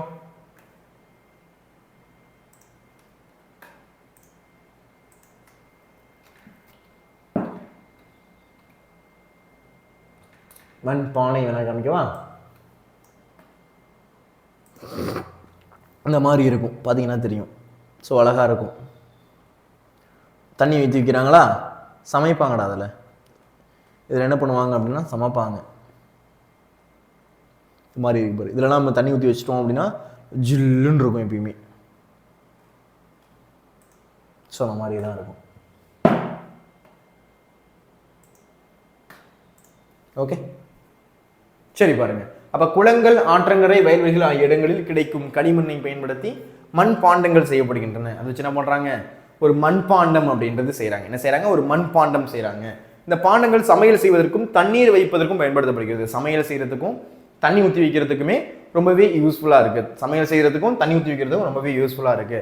சுடுமண் சிற்பங்கள், மண் பாண்டங்களை போன்றே களிமண்ணால் செய்யப்பட்டு சூளையில் சுட்டி எடுக்கப்படுபவை சுடுமண் சிற்பங்கள். மண்பாண்டம், இந்த மண்பாண்டங்களை மாதிரியே களிமண்ணால் செய்யப்பட்டு, இதுல களிமண்ணுல செஞ்சு சூளையில் சுட்டு எடுக்கப்படுபவை, சூளையில சுட்டு எடுக்கிறாங்க, அந்த மாதிரி எடுக்கக்கூடிய சுடுமண் சிற்பங்கள் இருக்கு. மண்பாண்டங்களை போன்றே களிமண்களால் செய்யப்பட்டு இந்த மாதிரி களிமண்ணால் செஞ்சு சூளையில சுட்டு எடுக்கப்படுபவை சுடுமண் சிற்பங்கள். பெரிய சூளை இருக்கும், அதெல்லாம் என்ன பண்ணுவாங்க, சுட்டு எடுப்பாங்க. அந்த மாதிரி சுட்டு எடுக்கக்கூடியது பார்த்தீங்கன்னா சுடுமண் சிற்பங்கள். இதில் விலங்குகள், பறவைகள், பொம்மைகள், அலங்கார வடிவங்கள் என பல வகையான சிற்பங்கள் செய்யப்படுகிறது. இதில் பார்த்தீங்கன்னா விலங்குகளை செய்யறது, அந்த குரங்கு பொம்மை அதெல்லாம் செய்யறது, அடுத்து பறவை செய்யறது, அடுத்து பார்த்தீங்கன்னா பொம்மை செய்யறது, அலங்கார வடிவங்கள் அந்த அலங்கார பொருட்கள்லாம் செய்யறது, இதெல்லாமே பார்த்தீங்கன்னா இந்த மாதிரி பார்த்தீங்கன்னா சூளையில சுட்டு எடுப்பாங்க. இதில் என்ன சொல்லுவாங்க, சூளை, பெரிய பெரிய சூளையில என்ன பண்ணுவாங்க அப்படின்னா சுட்டு எடுப்பாங்க. இதில் எடுப்பாங்க, சூளையில சுட்டு எடுப்பாங்க. அடுத்து மூங்கில் கலை, மூங்கிலை கொண்டு மட்டக்கூட்டை, தட்டுக்கூடை, கொட்டுக்கூடை, மொரம் செய்யறது, ஏணி செய்யறது, சதுரங்க தட்டி, கூரை தட்டி, தெருக்கூட்டும் தொடப்பம், மாடுகளுக்கான மூஞ்சி பொட்டி, பழக்கூடை, பூக்கூடை, பூத்தட்டு, கட்டிலு, புல்லாங்குழல், பூட்டுக்குழாய், கால்நடைகளுக்கான மருந்து புகட்டும் குழாய் என பல பொருட்கள் செய்யப்படுகிறது. இது எல்லாமே பார்த்தீங்கன்னா இந்த மூங்கில்களால செய்வாங்க. இந்த மூங்கிலால இவ்வளவு விஷயம் செய்யறாங்களா சார் அப்படின்னா, ஆமாடா, தட்டி செய்யறது, கட்டில் செய்யறது, இது எல்லாமே பார்த்தீங்கன்னா மெயினா அந்த மூங்கில்ல செய்வாங்க. எதில் செய்வாங்க, மூங்கில்கள்ல செய்வாங்க. மூங்கில் செஞ்சு அந்த என்னது அந்த தேங்காய் நார் என்ன பண்ணுவாங்க அப்படின்னா முடஞ்சிருவாங்க. முடஞ்சிருப்போம் அதில் போய் படுத்தோம்னா லைட்டாக மேலே குத்தும், ஆனால் செமையாக தூக்கம் வரும், நல்லா இருக்கும். ஸோ மூங்கிலை கொண்டு மட்டைக்கூடை, தட்டுக்கூடை, கொட்டுக்கூடை, மொரம், ஏணி, சதுரத்தட்டி, கூரைத்தட்டி, தெருக்கூட்டக்கூடிய தொடப்பம், மாடுகளுக்கான மூஞ்சி புட்டி, பழக்கூடை, பூக்கூடை, பூத்தட்டு, கட்டிலு, அடுத்து பார்த்தீங்கன்னா புல்லாங்குழல், புட்டுக்குழா, கால்நடைகளுக்கான மருந்து புகட்டக்கூடிய குழா எல்லாமே இதில் செய்யப்படுது அப்படின்னு சொல்றாங்க. இதுல மூங்கில்ல கோரப்பா, பாய் இப்பயுமே நாங்க இங்க பார்த்தோம்னா தூங்குறதுக்கு நான் வச்சிருக்கேன். இந்த வீட்டில் தூங்குறதுக்கு பார்த்தீங்கன்னா கோரப்பா அப்படின்னு சொல்லுவோம். கோரப்பாய்னா அந்த கோர புல்லுல செஞ்சிருப்பாங்க, அதனாலதான் கோர நாண புல் அப்படின்னு சொல்லுவோம்ல, அதுல செஞ்சிருப்பாங்க, அதான் கோரப்பா அப்படின்னு சொல்லுவோம். அப்ப கோரை புல்லை பயன்படுத்தி பந்திப்பாய், பந்தியில சாப்பாடுக்கு வந்திருக்கிறது, தடுக்குப்பாய், திண்ணைப்பாய், பட்டுப்பாய், தொழுகைப்பாய் என பல வகை பாய்கள் செய்யப்படுகின்றன. பாய்களில் மயில், பூக்கள், குத்துவிளக்கு, வழிபாடு சின்னங்கள் போன்றவை இடம்பெறுகின்றன. ஸோ அந்த பாய்களை பார்த்தீங்கன்னா டிசைனாலாம் இருக்கும். அந்த பாய்கள் பார்த்தீங்கன்னா ரொம்பவே டிசைனாக இருக்கக்கூடிய பாய்கள் கூட இருக்குது. அந்த பாய்களில் டிசைனாக இருக்கக்கூடிய பாய்கள் கூட இருக்குது. அப்போ கோரப்புல்லை பயன்படுத்தி பந்திப்பாய், தடுக்குப்பா, திண்ணப்பா, கோரப்புல்லை பயன்படுத்தி பந்திப்பாய், தடுக்குப்பாய், திண்ணைப்பாய், அடுத்து பட்டுப்பாய், தொழுகைப்பாய், பல வகையான பாய்கள் செய்யப்படுகின்றன. பாய்களில் மயில், பூக்கள், குத்துவிளக்கு, வழிபாட்டு சின்னங்கள் இதெல்லாமே பார்த்தோன்னா இடம்பெறுகின்றன. இதையும் என்ன பண்ணுறாங்க, யூஸ் பண்ணுறாங்க. கோரப்புல்லை பயன்படுத்தி பந்திப்பா செய்கிறது, தடுக்குப்பா செய்கிறது, திண்ணப்பா செய்கிறது, பட்டுப்பா செய்கிறது, தொழுகப்பா செய்கிறது, பல வகையான பாய்கள் செய்யப்படுது. பாய்களில் பார்த்தீங்கன்னா மயில், பூக்கள், குத்துவிளக்கு, வழிபாட்டு சின்னங்கள் போன்றவையும் இடம்பெறுகின்றன அப்படின்னு சொல்கிறாங்க. பனை ஓலை, இந்த பனை ஓலையிலே பார்த்தீங்கன்னா அந்த பனை நுங்கு அந்த பதனி குடிச்சிருக்கும், ஞாபகம் இருக்கும்னு நினைக்கிறேன். அந்த பதனியில் பார்த்தீங்கன்னா பனை நுங்கு என்ன பண்ணுவாங்க, பிச்சு போடுவாங்க. அப்படியே குடிச்சிட்டு அது எடுத்து சாப்பிடும்போது அது ஒரு வேற மாதிரி ஃபீலாக இருக்கும். பனை ஓலைகளை பயன்படுத்தி கிளுகிழப்பு செய்கிறது, பொம்மை செய்கிறது, இது எல்லாமே வச்சுக்கிறதுக்கு ரொம்ப ரொம்ப யூஸ்ஃபுல்லாக இருக்கும். கொட்டாம், பெரிய கூடை, சுலகு, விசிறி, தொப்பி, ஓலப்பா இதெல்லாம் செய்யப்படுது. பனைமட்டை நார்லேருந்து கயிறு, கட்டில், கூடை போன்றவை செய்யப்படுகிறது. ஸோ அதில் இந்த பனை ஓலையை பயன்படுத்தி பார்த்தீங்கன்னா கிளுகிழப்பு, குழந்தைகளுக்கு விளையாட்டு காமிக்கிறது, பொம்மை செய்கிறது, இந்த பொருட்களை வச்சுக்கிறதுக்கு ரொம்ப ரொம்ப யூஸ்ஃபுல்லாக இருக்குது. சில டைம் பார்த்தீங்கன்னா அந்த பெரிய கூடை, சுலகு, விறகு, அது பார்த்தீங்கன்னா விசிறி, தொப்பி, ஓலப்பா இதெல்லாமே செய்யப்படுது. பனைமட்டை நார்லேருந்து பார்த்தீங்கன்னா கயிறு, கட்டில், கூடை இதெல்லாமே என்ன பண்ணப்படுது அப்படின்னா செய்யப்படுது. பிரம்புக்கலை, கட்டில், ஊஞ்சல், நாற்காலி, மேசை, பூக்கூடை, பழக்கூடை, இடியாப்பத்தட்டு, அர்ச்சனை தட்டு, வெற்றிலை பெட்டி என பல பொருட்கள் பிரம்பினால் செய்யப்படுகின்றன. இந்த பெரம்பால செய்வாங்க, இதெல்லாம் எதில் செய்யறாங்க, பெரம்பால. அப்ப கட்டில், ஊஞ்சல், நாற்காலி, மேசை, பழக்கூடை, பூக்கூடை, இடியாப்பத்தட்டு, அர்ச்சனை தட்டு, வெத்தலை பெட்டி இந்த மாதிரி பல பொருட்கள் பெரம்பாலையும் செய்யப்படுது. பல வகை பொருட்கள், மண் பொம்மைகள், அந்த மண் பொம்மை செய்யறது, மரப்பொம்மை செய்யறது, காகித பொம்மை, அந்த காகிதம் அப்படின்னு என்னது, அந்த பேப்பர்ல பொம்மை செய்வீங்க. நீங்களாம் வந்து ஸ்கூல்ல ட்ரை பண்ணுவீங்களே, இந்த போட்டோ பிடிக்கிறது அந்த மாதிரி லாட்லாம் விளாடுவீங்க. ஸோ அதெல்லாம் பார்த்தீங்கன்னா பொம்மை செய்வீங்க. அடுத்து பார்த்தீங்கன்னா தஞ்சாவூர் தட்டு அது செய்யறது, சந்தன மாலை, ஏலக்காய் மாலை, அதுக்கடுத்து மாட்டு கொம்புடைய கலை பொருட்கள், அடுத்து சங்கு, கிளிஞ்சல் போன்றவடைய பொருட்களை உருவாக்குதல். ஸோ இது மாதிரியே பார்த்தீங்கன்னா நிறைய பொருட்கள் அப்படின்றது பார்த்தீங்கன்னா நம்ம உருவாக்குவோம். அந்த ஸ்கூல்லாம் பார்த்தீங்கன்னா இந்த மாதிரி வந்து என்ன பண்ணுவோம், பேப்பர்ல பொம்மை செய்யறது, சாக் பீஸ்ல பார்த்தீங்கன்னா பொம்மை செய்யறது அதெல்லாமே பண்ணியிருப்போம். யார் யாரெல்லாம் இந்த மாதிரி பண்ணிருக்கீங்க?